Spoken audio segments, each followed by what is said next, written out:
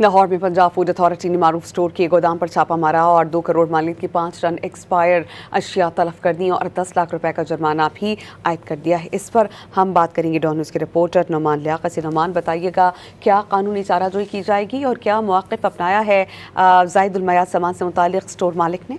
Punjab food authority की एक बड़ी कार्रवाई है जो लाहौर के अंदर की गई है और 2 मालियत के 5.5 टन एक्सपायर अशिया जो है वो एक गोदाम से बरामद हुई है और और इन्हें तलब कर दिया गया है और मजमूई तौर पर 10 लाख का जुर्माना करते हुए यूनिट को बंद कर दिया गया। 5,500 किलो या सीड्स, इसके अलावा चना पापड़ी, कॉर्नफ्लोर समेत मुख्तलिफ अशिया और 400 किलो गोश्त जो है इसको किया गया है। जो डीजी पंजाब फूड अथॉरिटी है की जांच गया है कि जो गोदाम है यहाँ पर हशरात और चूहों के फजलात की मौजूद पाई गई है। इसके अलावा जो अशिया रखी गई थी इनकी लेबर पंजाब फूड मंजूर नहीं थी, जिस पर कार्रवाई अमल में लाई गई है।